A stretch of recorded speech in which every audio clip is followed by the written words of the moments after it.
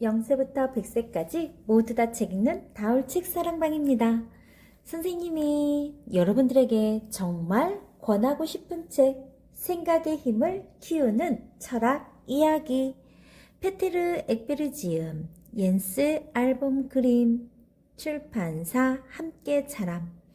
모처럼 만에 여러분들에게 많은 도움을 줄 수 있는 책 선생님이 골라보았어요.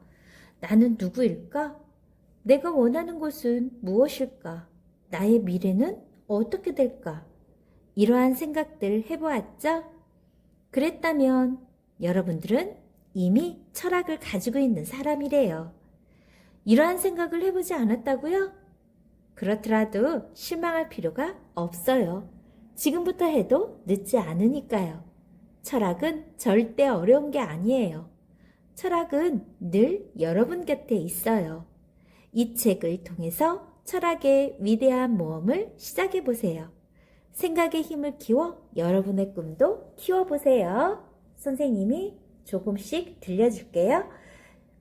여러분들이 이 책은 꼭 사서 소장해도 좋고 아니면 여러 번 읽다 보면 여러분이 무언가 떠오르는 게 있을 거예요.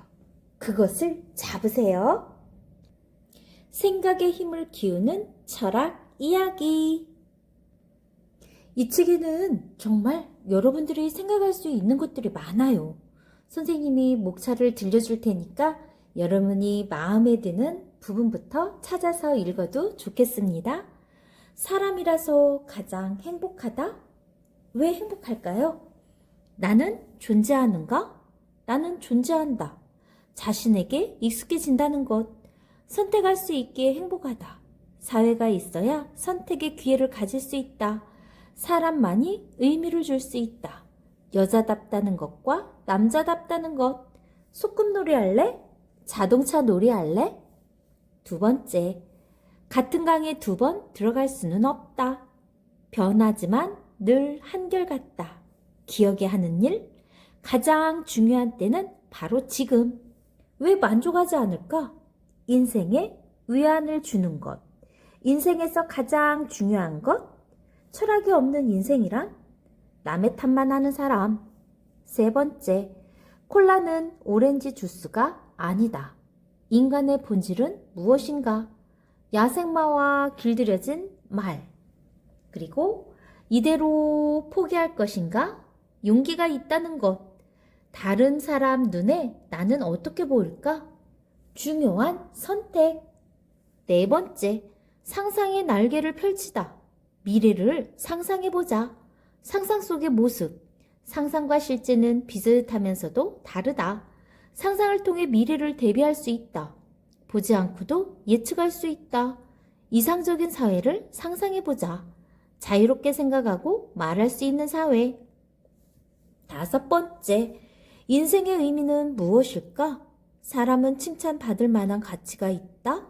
모든 사람에 대한 투쟁, 혼자만의 행복, 흐르는 대로 자신을 맡겨도 괜찮을까? 동굴 안에 갇힌 사람들, 동굴에서 벗어나자, 해변의 발자국, 2마리의 페가수스, 너는 어떻게 살고 싶니? 어떤가요? 제목만 들어도 여러분들은 많은 생각을 할 수 있겠죠? 이 중에서 선생님이 2편만 들려줄게요. 나머지는 여러분들이 책을 사서 보거나 도서관에서 빌려서 보세요. 선생님이 즐겨 쓰는 말 중에 가장 중요한 때는 바로 지금, here and now 이렇게 이야기를 하는데요. 바로 여기에 그러한 이야기들이 실려 있네요. 가장 중요한 때는 바로 지금. 공동묘지 입구에 죽음을 생각하라고 새겨진 비석이 세워져 있대요. 여러분은 죽음에 대해 생각해 본 적이 있나요? 죽음은 슬픈 일이니 생각하지 않는 것이 좋을까요? 철학자 마르틴 하이데거는 죽음을 생각하지 않는 한 당신은 진정한 의미에서 살아있다고 말할 수 없다라고 말했어요. 이것은 무슨 뜻일까요? 마르틴 하이데거는 언젠가 찾아올 죽음의 그림자를 느끼는 것을 통해 보다 충실한 삶을 살 수 있다고 했어요. 삶은 언젠가는 끝이 있죠. 삶이 언젠가 끝나고 영원히 계속되지 않는다는 것을 이해함으로써 사람은 시간을 소중히 여기게 됩니다. 여러분에게 소중한 것은 살아있는 지금이 알 수도 없는 언젠가가 아니죠. 바로 오늘 많은 것을 경험할 수 있는 지금이 제일 중요한 때입니다. 여러분에게 있어서 삶의 절정은 언제가 될까요? 한번 생각해 보세요. 마르틴 하이데거가 누구냐고요? 평생을 존재에 대해 연구했던 20세기의 가장 유명하고 영향력이 있는 철학자래요. 세상에는 돌, 꽃, 나무, 동물, 수많은 존재가 있지만 그냥 존재하고 있을 뿐이라고 말하며 존재를 밝히기 위해서 인간을 연구한 사람, 철학가 하이데거 기억하세요? 마르틴 하이데거는 사람은 개나 소와 다르게 자기가 죽는다는 것을 알고 있는 유일한 생물이라고 말했어요.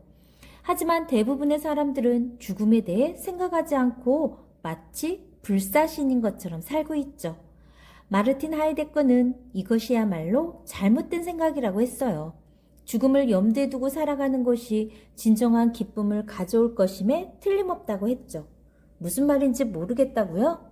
마르틴 하이데거는 영원히 살 수 없다는 것을 알아야 살아있는 동안 최선을 다해 살 수 있다고 말했어요.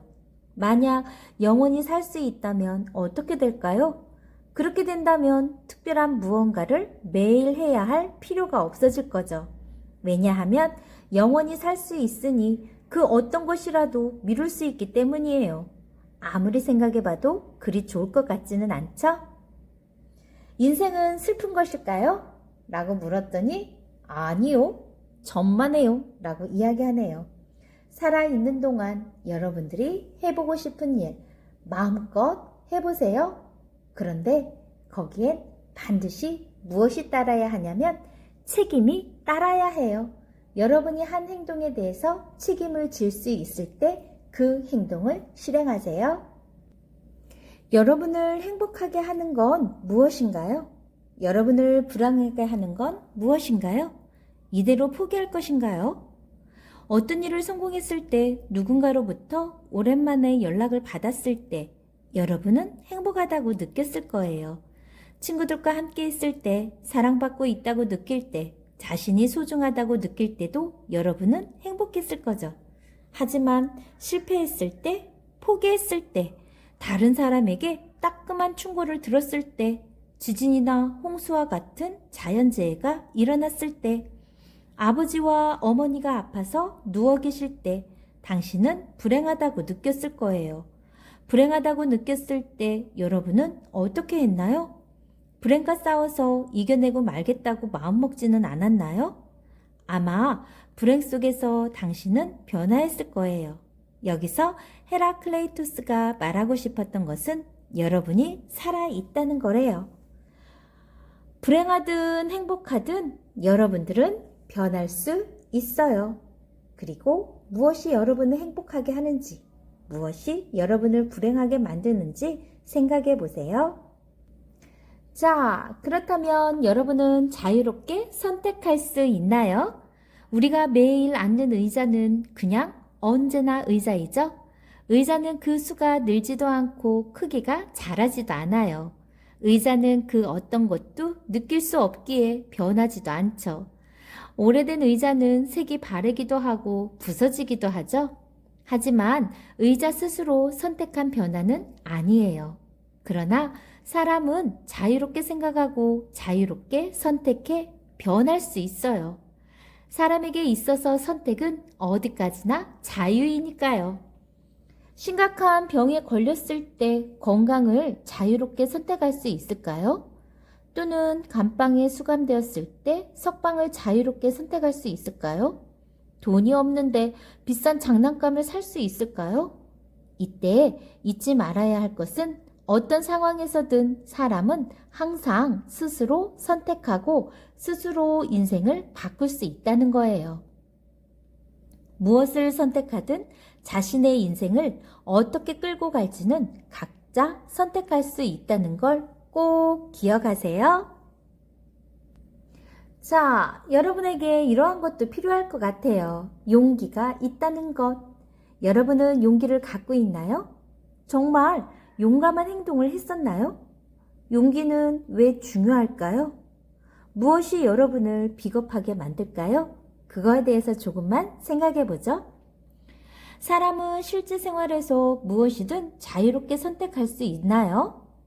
용기를 예로 한번 알아봅시다.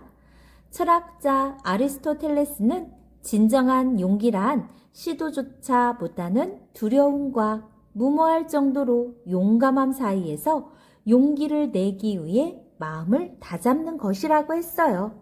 볼까요? 자, 이렇게 말이죠. 두려워서 아무것도 못하는 겁쟁이. 중간에서 용기를 내기 위해 마음을 다잡는 것이 진정 용감한 사람. 무모할 정도로 용감해서 자기 자신 또는 남에게 피해를 주는 사람. 어때요? 용기라는 말이 여러분들에게 조금 이해하기 쉬웠나요? 네, 맞아요. 어떤 게 진정한 용기인지 여러분들도 생각해 보세요. 선생님이 조금만 더 들려줄게요. 아리스토텔레스는 용기는 사람의 선성, 좋은 성품 중에 하나라고 생각했어요. 하지만 용기 이외에도 사람에게는 많은 선성이 있어요. 좋은 성품. 사람은 일생에서 여러 가지 좋은 성질, 즉 좋은 성품을 발전시키면 행복을 느낄 수 있다고 합니다. 자, 그러면 사람의 좋은 성품, 선성은 무엇이 있을까요? 용기, 관대, 정직, 친절, 자존심, 자제, 공정, 영리가 있다고 합니다. 친절은 불친절과 과도한 친절이라는 양쪽 끝에서 중간을 말하는 거예요. 정직은 거짓과 맹목적인 정직이라는 양쪽 끝에서의 중간을 말하는 거죠. 누군가에게 입고 온 바지가 구겨졌다고 하거나 머리 모양이 이상하다고 말하는 것은 친절한 것도 정직한 것도 아니래요. 사람의 선성이 지나치면 어떻게 될까요? 적당히 친절하고 적당히 정직하다는 건 무슨 뜻일까요? 여러분들도 곰곰이 생각해 보세요. 선생님이 오늘 들려줄 마지막 이야기 정말 중요한 거죠? 흐르는 대로 자신을 맡겨도 괜찮을까? 여러분들이 조금 더 커서 어른이 되면 아마 뜻대로 되지 않는 일들이 더 많을 거예요. 이럴 때는 마음속에서 어떠한 변화가 일어날까요?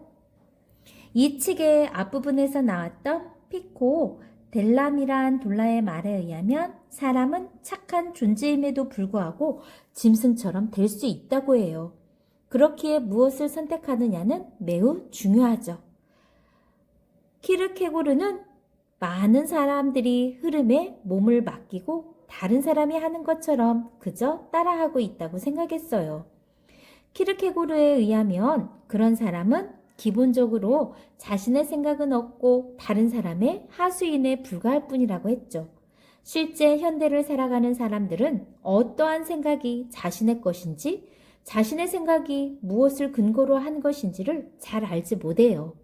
어떤 것을 사고 싶을 때 정말 필요해서 사고 싶은 것인지 아니면 광고에 마음을 빼앗겨서인지 구분할 줄 알아야 한다라는 거죠. 나는 내 갈 길을 갈 거야. 그런데 흐름을 따르는 것이 최선이라고 이야기하는 사람도 있네요. 어떤 의미인지 조금만 더 볼까요? 그저 흐름에 자신을 맡기는 것은 정말 괜찮은 것일까요? 세계 제2차 세계대전에서 수많은 사람들이 목숨을 잃었어요. 모두 전쟁터에 나갔지만 나부터 전쟁을 반대한다고 소리쳤다면 전쟁이 일어나지 않았을 수도 있을 거죠. 무서운 일이 일어나는 것을 지켜보는 것이 아니라 한 사람 한 사람이 책임 있는 행동을 해야 해요. 키르케고르는 쾌락만을 추구하는 것은 어리석은 짓이다 라고도 말했어요. 즐거운 일만 하고 지루하다고 생각되는 일을 하지 않는다면 어떻게 될까요? 가슴 뛰는 즐거운 일도 생각해보면 지루한 가운데 생기는 거죠. 주위가 조용하고 한적할 때 자신의 마음에 귀를 기울여 보세요. 그러는 가운데 가슴 뛰는 일이 생긴 거죠. 키르케고르는 인생도 철학도 재미만을 줬는 것보다는 다소 지루하긴 하지만 그래도 진지하고 의미 있는 것을 해야 한다고 생각했어요. 조금만 더 선생님이 들려줄까요? 앞에 보이는 사과를 보고 정말 사과가 보인다고 생각하나요? 라고 물었어요. 그랬더니 사람들이 뭐라고 했나요?